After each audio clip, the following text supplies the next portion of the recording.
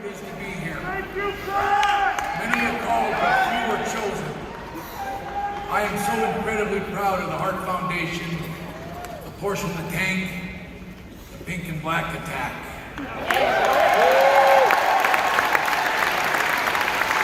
It still hurts having lost Anvil just last summer. I loved Jim. Jim Neidhart was the best friend I ever had, and the most hilarious cellmate one could ever hope for. Life as a wrestler is tough. Thanks to Jim, he made me laugh my ass off every day. Every day was an adventure.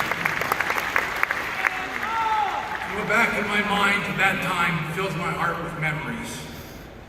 To go back in time circa 1985, Dr. D, Dave Schultz, had just slapped out John Stossel.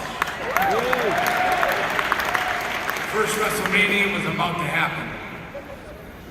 I'd been toiling away in the WWE since August of 1984 and was a father of two.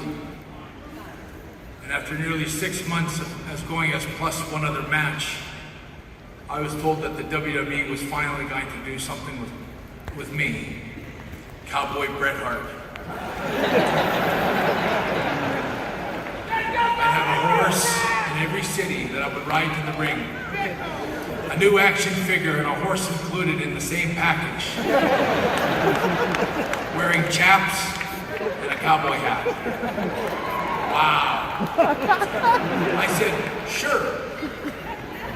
I was traveling with the newly arrived Anvil and Adrian Adonis. Decided to fill them in on my big news.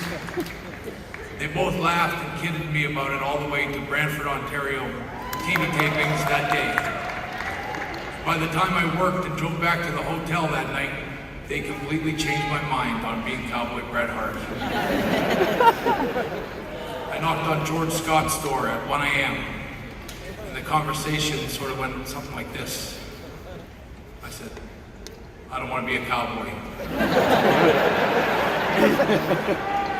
He squinted at me and said, you gotta be kidding me.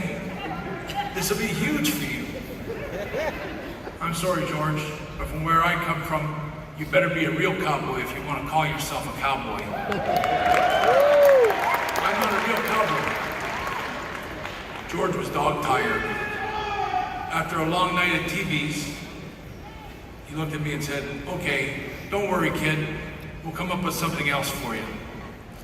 It was in that moment, out of nowhere, and I'm not sure where it came from, I blurted out, Jim the Anvil is managed by Jimmy Hart.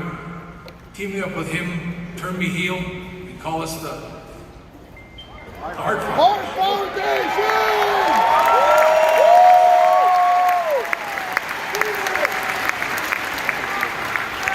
And George looked at me and said, you could never be a heel, kid. Look at your face. You're a baby face if I've ever seen one. Hang in there, we'll try to come up with something else.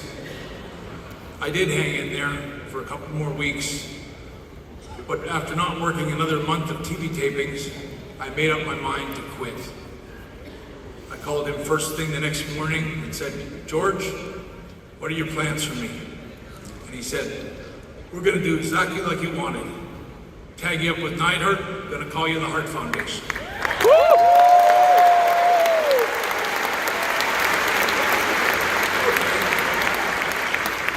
I then realized in that moment that I had never once thought to ask Jim about any of this. You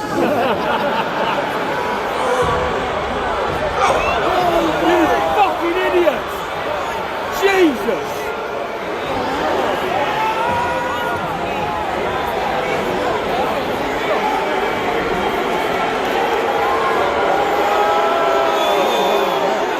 Do that, buddy.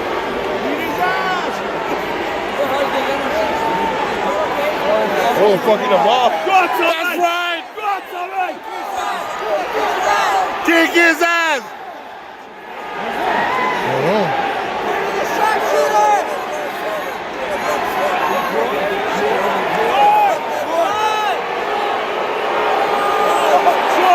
Oh, I'm a fucking button. The Give me the Collins, right? Oh, kicking, crackhead. Battering. Who was it? Was it a resident? Fuck him up! Fuck him up! Fuck him up! Fuck him up! Fuck him up! Fuck him up! Fuck him up! Hey, Braun! Oh, give it to Braun! Braun, take him out! Go on, Braun!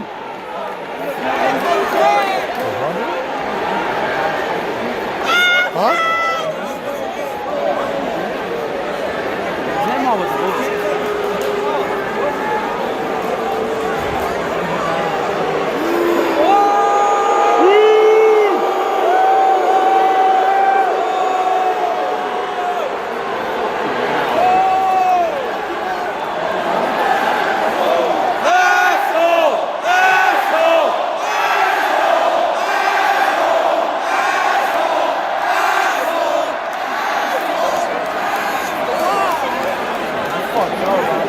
Hall of Fame.